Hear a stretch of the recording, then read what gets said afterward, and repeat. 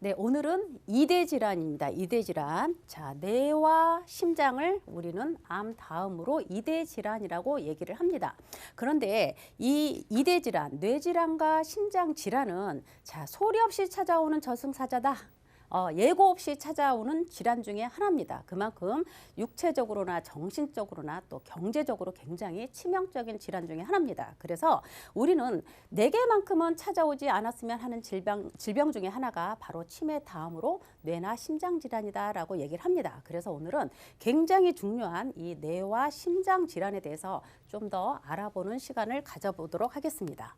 자, 그러면 우리가 흔히 얘기하는 뇌졸중이란 무엇이냐? 뇌졸중. 뇌졸중이라는 것은 자, 이렇게 얘기하시는 분들도 있더라고요. 뇌가 졸업하는 중이다라고 말씀을 하십니다. 그래서 이 뇌졸중은 대부분 50대 이후에 그 질환이 많이 발병을 해요. 그런데 지금은 이제 50대 나이가 구분이 없습니다. 30대에도 나타나고 40대, 50대, 60대 굉장히 많이 질환이 증가하고 있는 질환 중에 하나죠. 그래서 뇌졸중이란 무엇이냐? 자, 뇌의 일부분에, 그러니까 뇌에 혈액을 공급하고 있는데 그 혈관이 딱딱히 굳어서 막히는 것을 우리는 뇌경색이라고 합니다. 뇌경색이라고 하고 그 혈관이 터지는 것을 뇌출혈이라고 합니다. 그래서 지금은 우리가 음식이 굉장히 많이 서구화가 됐기 때문에 뇌출혈, 혈관이 터지는 뇌출혈보다는 혈전이 쌓여서 딱딱하게 굳어가는 뇌경색이 훨씬 더 환자가 많다라고 얘기를 합니다. 그래서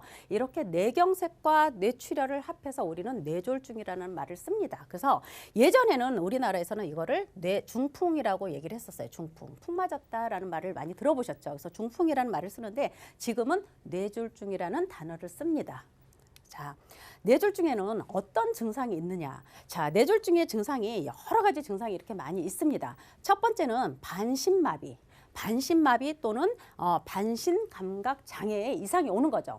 자, 이거는 뭐냐면 우리가 팔다리를 자유자재로 쓰지 못하는 겁니다. 뇌의 기능에 손상이 돼서 저희가 반신마비가 되고 감각, 운동신경이라든가 어떤 감각에 장애가 생기는 거를 반신마비라고 하고 반신감각 장애라고 합니다. 그래서 이런 경우는 대부분 사지가 마비되는 경우가 굉장히 많아요. 그래서 그런 경우가 있고 또 언어장애, 실어증. 이거는 뭐냐면 정신은 굉장히 멀쩡하고 명료하고 명확한데 갑자기 말을 하지 못하거나 아니면 상대방이 남이 하는 말을 잘 이해하지 못하는 경우 이런 언어장애가 옵니다. 그래서 보통 이 언어장애 같은 경우는 이런 반신 운동신경 장애라든가 감각장애가 왔을 때 이런 언어장애도 함께 같이 동반돼서 오는 경우가 많다고 그래요.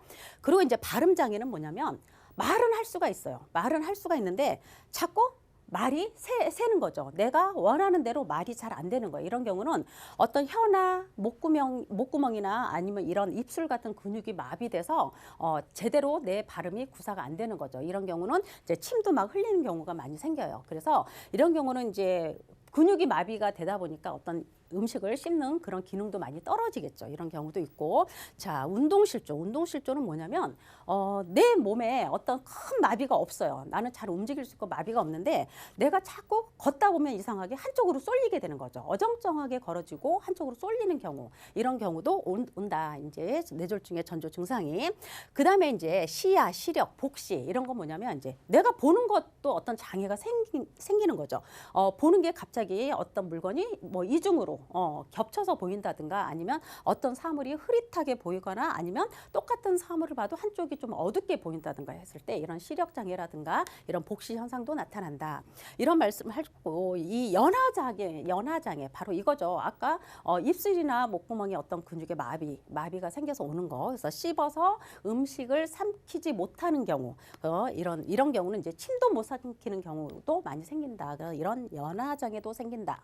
자, 치매도 동반될 수가 있죠. 치매가 동반될 수 있는 게 뇌출혈의 이런 뇌졸중 증상을 2번 이상 겪으셨던 분들은 이 치매도 같이 동반되는 경우가 굉장히 많다고 합니다. 그래서 이런 경우는 어떤 판단력이라든가 어떤 기억력 아니면 어떤 지적 능력들이 많이 저하가 되기 때문에 이런 뇌졸중을 겪으셨던 분들은 치매에도 연관이 있다라는 말씀을 드려봐요. 그리고 이제 의식장애, 의식이 돌아오지 않는 상태를 얘기하는 거겠죠. 자, 어지럼증도 온다. 어지럼증은 어떤 거냐면 이제 하늘이 핑핑 돈다거나 아니면 갑자기 구토하거나 속이 메스꺼운 이런 증상들을 얘기하는 얘기하는데 이런 증상은 뭐 한 번으로 전조 증상이라 할 수는 없고요. 이런 게 수년 동안 계속 반복적으로 되시는 분들은 한 번 정도는 검사를 해보고 진료를 받아보시는 게 좋다. 두통도 마찬가지죠. 두통도 단순하게 우리가 그냥 머리가 아파서 뭐 진통제 먹고 이런 정도를 얘기하는 게 아니라 굉장히 머리가 깨질 듯이 아프다고 합니다. 굉장히 머리가 깨질 듯이 아프고 망치로 이렇게 맞은 것처럼 번개에 맞은 것처럼 굉장히 아프대요. 근데 이게 어지럼증이나 이런 두통 같은 경우는 굉장히 일시적으로 왔다가 순식간에 사라진다고 합니다. 근데 이게 수년간 반복적으로 이런 일이 한 번씩 계속 일어난다 하시는 분들은 반드시 의사의 상담을 받아보시는 게 좋다. 그리고 이제 식물인간 상태, 이건 이제 의식장애하고 연관되는 거겠죠. 거의 혼수 상태에서 깨어난 상태지만 침대에서 거의 내려오지 못하는 상태를 얘기합니다. 그래서 뇌는 살아있지만 모든 기능을 다 잃은 상태를 얘기합니다. 그래서 보통 이런 경우는 뇌가 살아있기 때문에 주변 사람들의 가족들이랑 모든 대화라든가 이런 걸 다 들을 수가 있어요. 그래서 굉장히 자신의 비참한 삶을 살 수 있는 이런 상태가 됩니다. 그래서 이렇게 뇌졸중의 증상을 여러 가지를 열거해서 설명드리는 이유 중에 하나는 분명히 내가 갖고 있는 위험한 인자가 있는 분이 있으실 겁니다. 혈압약을 드시는 분도 있으실 거고 당뇨 아니면 콜레스테롤 아니면 고지혈증 약 등등 드시는 분들은 일반인에 비해서 굉장히 이런 뇌졸중의 발병률이 높다 그래요. 그래서 이런 분들은 이러이러하게 굉장히 심하게 얘기를 하는 거는 미연에 내가 항상 조기에 검진받고 조기 치료하고 내가 어떤 몸에 전조 증상이 나오면 굉장히 빨리 진찰을 받아보는 게 굉장히 치료 효과가 높다고 합니다. 늦었을 때는 이미 너무 치명적인 질병이기 때문에 모든 거는 조기 검진이 굉장히 중요하다. 그래서 제가 뇌졸중의 증상이 어떠한 것이 있는지 한번 열거해 봤습니다. 자, 뇌졸중의 위험인자 방금 말씀드렸듯이 자, 과도한 음주 그리고 갑자기 추운 곳에 이제 노출되는 일교차가 심하거나 환절기 이럴 때 조심해야 되겠죠. 그리고 지나치게 평상시보다 과한 스트레스를 받거나 아니면 운동하고 과로 탈수 이제 연세 드신 분이라든가 어떤 약을 드시고 계시는 분은 욕탕에 오랫동안 계시면 안 된다는 말씀이겠죠. 그래서 보통 이제 정상인 분보다는 이제 약을 드시는 분들은 이러이러한 것에 더 많이 노출이 되게 되면 굉장히 뇌졸중의 위험자가 높아갑니다. 그래서 굉장히 조심을 하셔야 되는 거예요. 그래서 혈관 상태가 매우 나쁘거나 고령의 나이에 계신 분들, 특히 탈수 상태 뇌졸중을 유발할 수 있다 이런 거를 이제 명심하시고 생활하시면 좋을 것 같아요. 자, 우리가 뇌혈관, 뇌출혈도 있고 뇌경색도 있는 방금 뇌졸중이라고 말씀드렸죠. 그런데 지금 통계상에는 뇌출혈도 되고 뇌경색도 되는 뇌졸중을 포함한 뇌혈관 질환 진단비가 굉장히 좋다. 보험회사에서는 이 뇌혈관 진단비에 대한 그러니까 손해율이 높기 때문에 굉장히 뇌혈관 질환에 대한 진단비에 대해서는 굉장히 축소가 되는 편이죠. 그래서 지금 이렇게 통계상을 보면 이렇게 뇌 쪽 질환에 코드가 총 10개가 있어요. 10개. 그래서 밑에 3개 I60부터 나가는 거미망 및 출혈, 뇌내 출혈, 또 비외상성 머리내 출혈, 이거를 뇌출혈이라고 합니다. 뇌혈관이 터지는 걸 뇌출혈이라고 하고 이 막히는 거 아까 혈전이 쌓여 막히는 거를 뇌경색이라고 그랬습니다. 이게 뇌경색이고 이게 뇌출혈이겠죠. 그래서 요거를 다 포함한 모든 질환이 바로 뇌혈관 질환입니다. 그래서 통계상에는 이렇게 모든 걸 다 포함한 걸 뇌혈관 질환이라고 하고 그중에 터지는 거는 10명 중에 1명꼴이 안 된다라고 통계상에 나와 있습니다. 그만큼 음식이 서구화되어 있기 때문에 터지는 것보다는 막히는 그런 질환으로 많이 높아가고 있어요. 그래서 우리가 항상 무언가를 준비할 때는 뇌출혈도 좋고 뇌경색도 좋고 또 뇌혈관도 질환도 좋고 이렇게 좀 폭넓은 질환 진단비로 준비하시는 게 훨씬 더 좋다라는 말씀을 드려봅니다. 그러면 이제 뇌 쪽 질환 말고 심장 질환. 자, 뇌는 뇌로 가는 어떤 신경 손상이 되는 거예요. 혈액이 공급되는 게 차단이 되거나 막히거나 터지는 걸 뇌졸중이라 그랬죠. 자, 심장은 심장으로 가는 길이 막히는 거죠. 막히거나 터지는 건데 자, 심근, 내 혈액을 공급하는 관상순환계 이상이 생긴다. 자, 심장 질환은 이렇게 얘기합니다. 그래서 우리는 급성 심근경색 진단비도 있고 허혈성 심장질환 진단비도 있어요. 보험회사에서는 그렇게 준비를 하지만 우리가 항상 어떤 질환이 가장 폭넓다? 허혈성 심장질환입니다. 그래서 이거는 우리가 심장으로 들어가는 관상동맥에 혈관이 막혀서 생기는 질환이다라고 하고 알고 있으면 됩니다. 대부분 이 심장 질환에 대해서는 돌연사라고 하는 게 굉장히 많은 질환 중에 하나죠.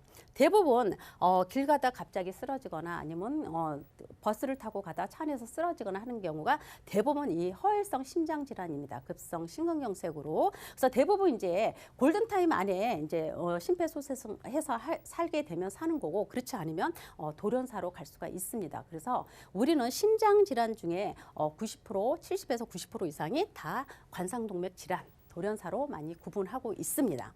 자, 허혈성 심장 질환은 대부분 이제 가장 흔한 질환이 협심증이죠. 협심증. 이거는 이제 혈관으로, 심장 혈관으로 들어가는 길을 넓혀주는 거예요. 거기가 막혀가지고 뭐 스텐트를 삽입한다든가 해서 혈관을 넓혀주는 그런 시술을 많이 합니다. 그래서 요즘 같은 경우는 의료기술이 많이 발전을 해서 병원에 오랫동안 입원하고 그런 경우는 없습니다. 그렇지만 아까 앞전에 얘기했던 뇌졸중 같은 경우는 사지가 마비되고 하는 질환이기 때문에 굉장히 긴 병에 대한 치료를 할 수가 있지만, 이 심장 질환은 조기에 발견하고 골든타임 이용을 하게 되면 일상생활에 복귀해서 바로 사회생활 할 수 있는 질환 중에 하나입니다. 다만 예고 없이 갑자기 찾아오는 질환 중에 하나이기 때문에 굉장히 치명적일 수가 있는 질환 중에 하나겠죠. 자, 허혈성 심장 질환의 원인은 대부분 아까 뇌졸중의 원인하고 거의 같습니다.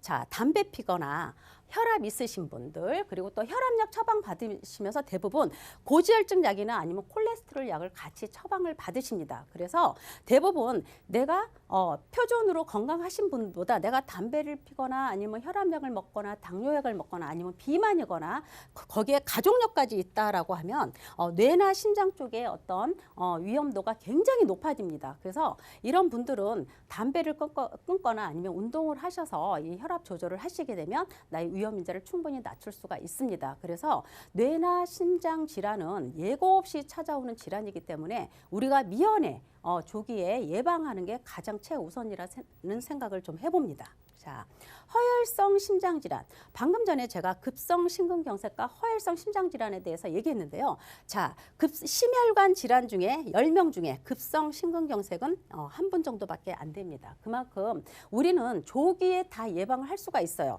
아까 이제 여러 가지 뇌졸중에 대한 전조 증상도 얘기했고 허혈성 심장 질환에 대한 얘기도 했습니다. 거기에는 대부분이 다 조기에 내 몸에서 미리 전조 증상을 다 보냅니다. 그런데 그게 굉장히 순식간에 사라지는 증상들이기 때문에 많이들 놓친다 그래요. 그래서 의사 선생님들이 대부분 하시는 말씀이 뭐냐면, 뇌졸중 환자나 아니면 심혈관 질환 환자분들의 대부분 여쭤보면 그 전에 전조 증상이 대부분 있었다고 합니다. 그런데 그 순간에는 그거를 놓치고, 또 왜? 금세 증상이 왔다가 사라져 버리기 때문에 금세 놓쳤다 그래요. 그래서 우리 몸에서는 이런 증상을 전조 증상을 보내게 되면, 요즘은 예전에는 뭐 치료비 걱정도 많이 하지만 요즘 대부분들이 실손보험 다 준비하시고 계시고, 또 암이나 이런 중증 질환에 대해서는 또 나라에서 해주는 게 굉장히 많기 때문에 미리미리 병원에 가셔서 의사 선생님 상담 후에 치료 받으시는 게 굉장히 좋을 것 같아요.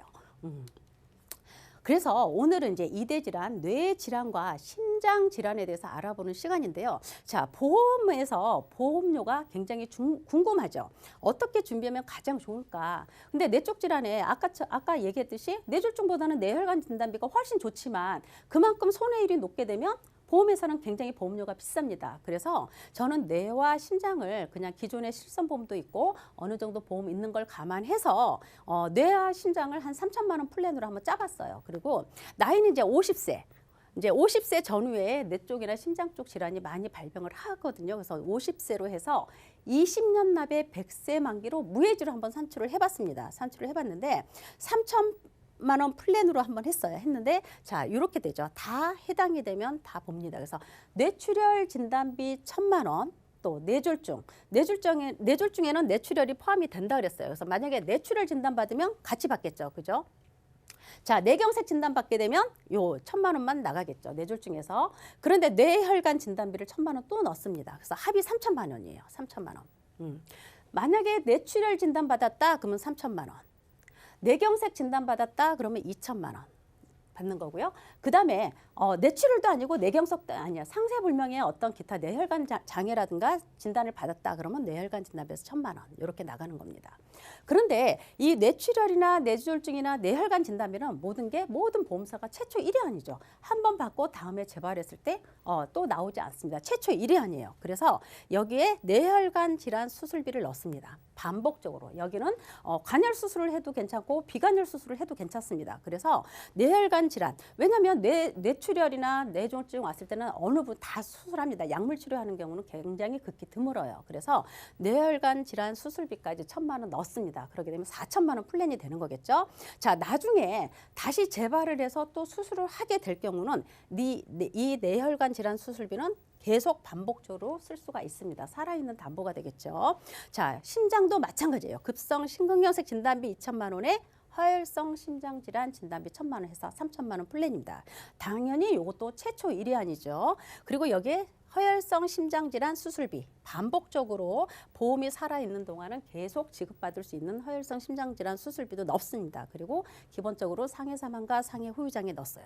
그래서 이 정도 플랜으로 했을 때 50세입니다. 50세면 굉장히 질환이 나올 수 있는 질환 나이대에 계시기 때문에 보험료가 그렇게 저렴하게 산출은 되지 않는데 이게 무해지로 비갱신입니다. 보험료 변동이 없어요. 내가 20년만 내고 보장은 100세까지 보는 겁니다. 이렇게 했을 때 50세 남자분이 52,449원이 나오네요. 그죠? 그리고 50세 여성분이 31,670원입니다. 그래서 이렇게 무해지로 3천만 원 플랜으로 준비를 하셔도 기존에 내가 갖고 있는 보험에 뇌졸중 진단비로만 구성이 돼 있다든가 아니면 뇌출혈 진단비로 구성이 돼 있다든가 아니면 급성 심근경색으로 진단비로만 구성이 돼 있다 하든가 하시는 분들은 이렇게 기존에 내가 갖고 있는 보험에 추가로 하나 더해서 업셀링해서 뇌나 심장 쪽의 질환의 폭을 충분히 넓혀 가시면 혹시나 예기치 않는 어떤 질환이 왔을 때는 어떤 생활비라든가 어떤 간병비 역할을 충분히 할 수 있다라는 생각을 해봅니다.